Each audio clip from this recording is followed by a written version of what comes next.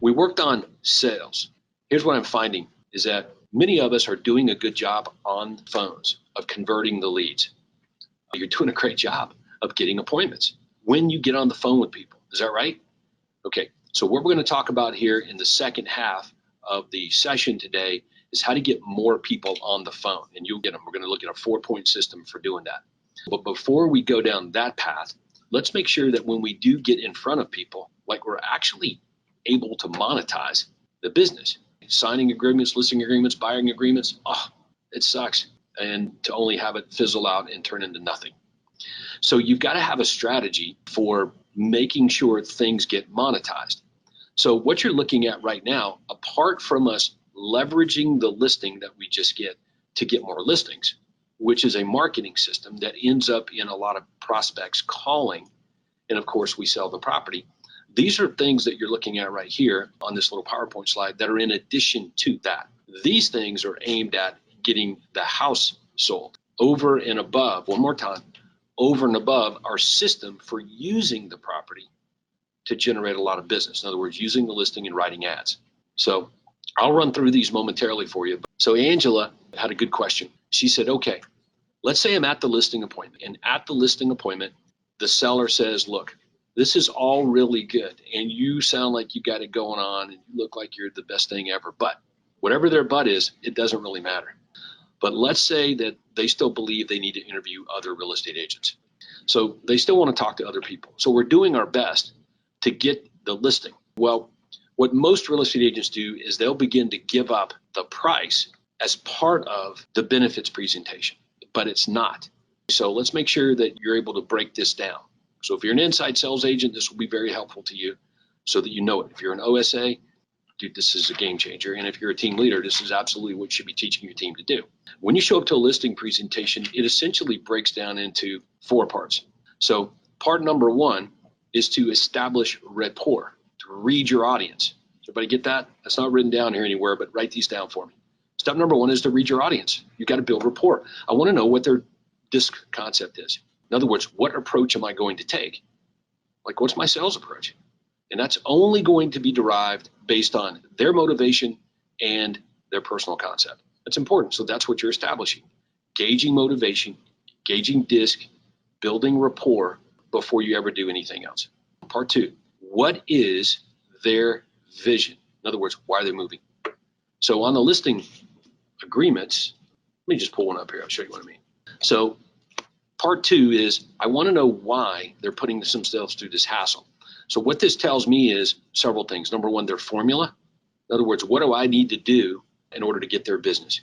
I've got to show them that our system gets them what they want. I'm going to be the deliverer of what they want. So if you don't do this, you're going to assume that all they want is their home sold at some price in some time frame. That's just part of it. There's a reason why they're going through the whole thing.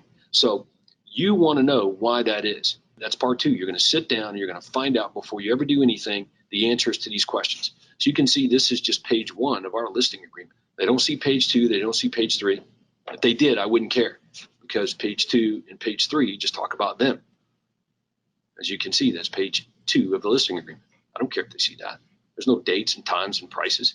But for the sake of what we're talking about, part 2, when I show up to their house to make sure we're getting these leads converted to signed agreements, is what you see.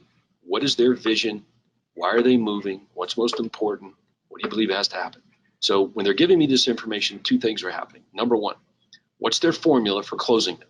Because I'm going to bring these things up during the benefits presentations. I'm going to show them how my buyer profile system or my guaranteed sale program or whatever other benefits we have in our system, how it gets them what they said they want. That's number 1. Secondly, I want a 5-star review. I'm going to get a commission check. Okay, that's a given.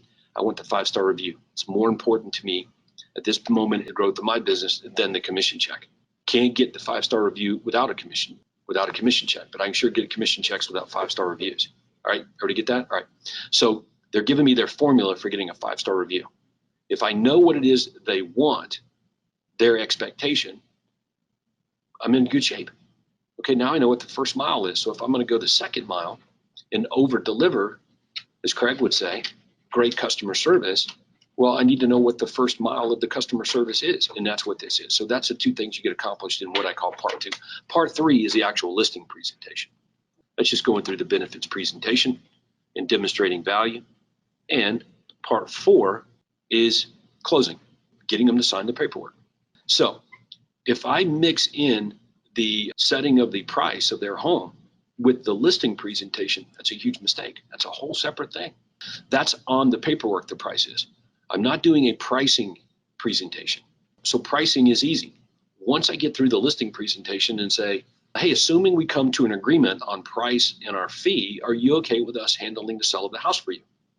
So let's say the seller says, I don't know, Todd. I mean, I'm thinking about interviewing other real estate agents.